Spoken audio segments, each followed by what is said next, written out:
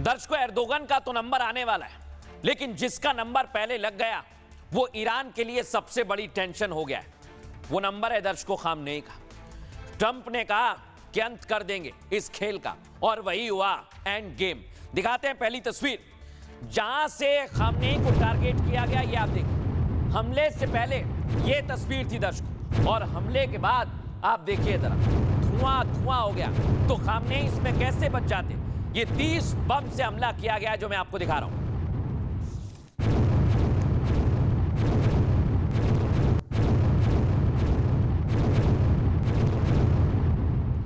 अब दर्शकों, खामनेई का खात्मा कर दिया, लेकिन साथ ही साथ कई सरकारी इमारतों पर, कई ऐसे इलाके जहां पर मिसाइल और हथियार थे, वहां पर भी इजराइल ने हमला किया। ये इजराइल ने वीडियो जारी किया है, दिखाइए जरा इसे।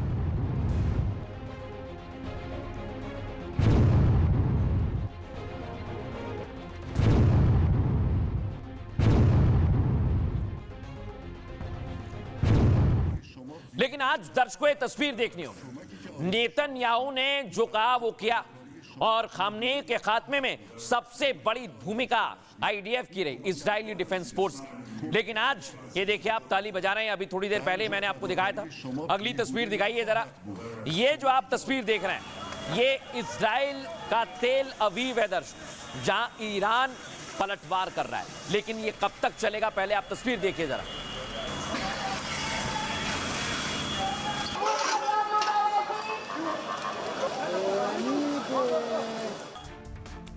दर्शकों, लेकिन नेतन्याहू ने खामनेई को मार दिया है, और अब सबसे बड़े दुश्मन बन गए हैं ईरान के इन सभी लोगों के जो आज यहां पर इकट्ठा हुए हैं, नेतन्याहू। लेकिन नेतन्याहू दुश्मन नंबर 1 के साथ हीरो नंबर 1 भी इस युद्ध के निकले। दिखाते हैं आप।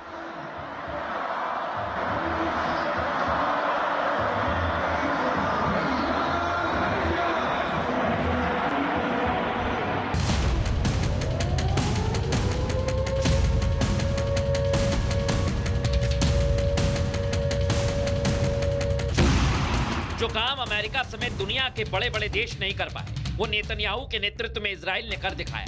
मिस्र से इराक, सीरिया से सूडान, और अब ईरान को नेतन्याहू ने मौत का पैगाम भेजा है। आसमान से बारूदी बारिश, गरजते फाइटर जेट, इस्लामिक कट्टरता के खिलाफ सबसे ताजा प्रहार है। ईरान के सुप्रीम लीडर मारे गए, टॉप कमांडर मिट्टी में मिल गए, और ईरानी फौज की बारी बारी से इजरायली सेना ने कब्र खो दी। लेकिन नेतन्याहू यहां रुकने वाले नहीं हैं। Today, we launched Operation Roaring Lion, an operation against the Iranian terrorist regime in full cooperation with the U.S. Armed Force. तो क्या राउंड 2, राउंड 3, 4, 5, 6 ईरान पर उसकी बर्बादी तक हमले होते रहेंगे?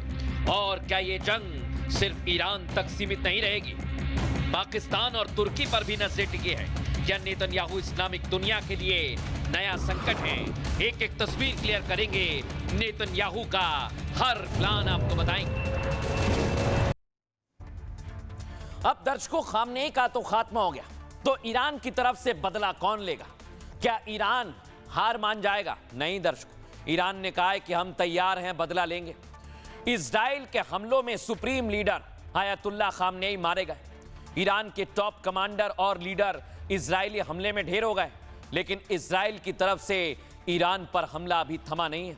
नेतन्याहू ने साफ कर दिया कि ईरान पर हमले और तेज होंगे। साथ ही कहा, इस मौके को हाथ से जाने नहीं दिया जा सकता।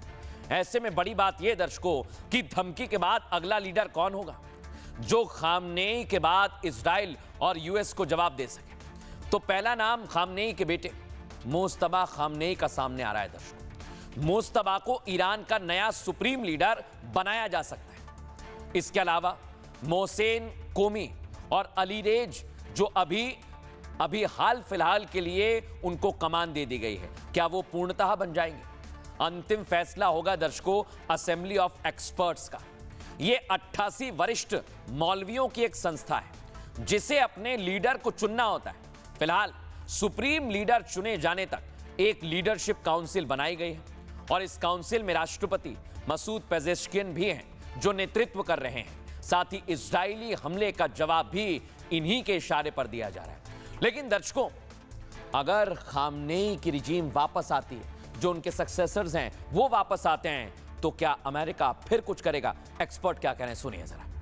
राष्ट्रपति डोनाल्ड ट्रंप ने खामनेई को खत्म करने का प्लान रातों रात नहीं बनाया।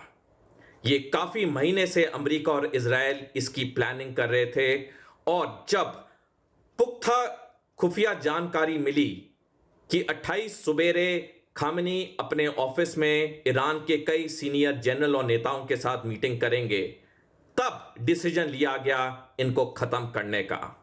जिस सफलता से अमेरिका ने वेनेजुएला में उसके राष्ट्रपति को 3 जनवरी को अगवा किया, जिस आसानी से ईरान के सुप्रीम लीडर खामनेई को मारा, यह दुनिया के लिए सबक और सीख है कि अमेरिका अपनी सेना में बेशुमार पैसा खर्च करता है ताकि उसकी सेना वक्त आने में अपने राष्ट्रपति के लिए जो भी मांगा जाए उसे सफल तौर पे उसे पालन किया जाए और विजय होके ही अमेरिकी सेना निकले, जैसे वेनेजुएला हो या अब ईरान हो। दर्शकों, खलीफा की एंट्री तो बाद में होगी, लेकिन अब ईरान के लोगों ने पहले से ही शुरू कर दिया ये कहना कि बदला लिया जाए, जिन्होंने खामनेई को मारा उन्हें मौत की नींद सुलाया जाए। सुनिए जरा।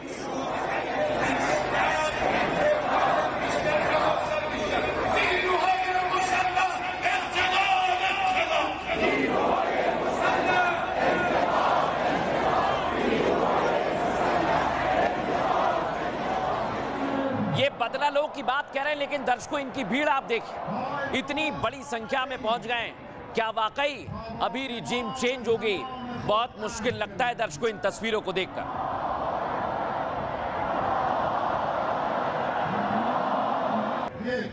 दर्शकों, सड़कों पर महिलाएं खामनेई का फोटो लेकर रो रही हैं। सुनवाइए जरा, क्या हालात हो गए वहां पर।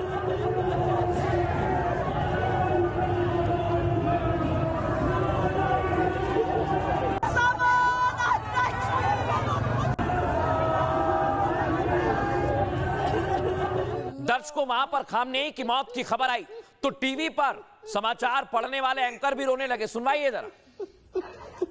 इन्ना लिल्लाह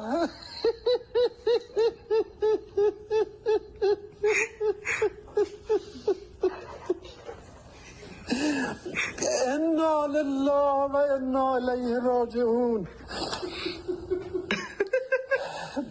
बाद अज़ उम्री मुजाहिदत। दर्शकों, लेकिन बड़ी बात क्या है, सिर्फ खामनेई नहीं, आधी से ज्यादा लीडरशिप खत्म हो गई। यानी सारे पत्ते डोनाल्ड ट्रंप के हाथ में थे और उन्होंने सबसे पहले आयतुल्लाह खामनेई को मौत के घाट उतारा। मौत की पुष्टि हुई है। आपको बताएं, तेहरान में उनके आवास पर हुए हमले में वो मारे गए हैं। इसके बाद नंबर आता है अमीर, जो कि डिफेंस मिनिस्टर थे। मौत की पुष्टि कर दी गई है, ईरानी मीडिया ने इसकी रिपोर्ट भी दी है।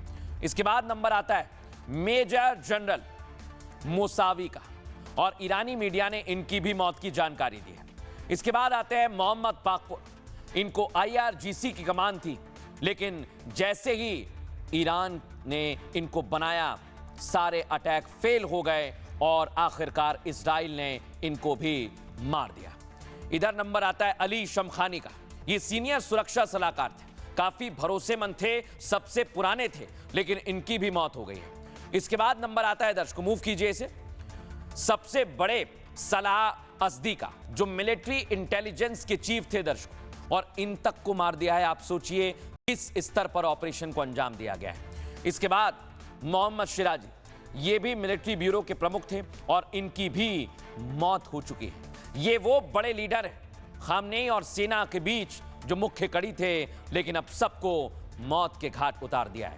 लेकिन दर्शकों, जब लीडरशिप खत्म हो गई तो क्या अब ईरान बिखर जाएगा? सुनिए एक्सपर्ट क्या कह रहे हैं। देखिए, ये कहना बहुत कठिन है। आज मैं समझता हूँ कोई नहीं कह सकता कि अगला नेता कौन होगा। हाँ, फिलहाल एक इंटरिम नेता तो क्लर्जी का बन ही गया है। उनकी कमेटी की मीटिंग हो रही है, शायद वो 8-9 आदमियों के नाम आते हैं क्लर्जी की तरफ से, और क्लर्जी को सपोर्ट करती है ईरान रेवोल्यूशनरी गार्ड। तो ये कहना बड़ा मुश्किल। लेकिन इसके साथ सबसे ज़रूरी बात जो हमको समझनी चाहिए वो ये है कि ईरान की काफ़ी हद तक पॉपुलेशन बहुत दुखी थी इस सरकार से। इस सरकार के करप्शन से, सरकार की डेवलपमेंट को बिल्कुल बंद कर देने की।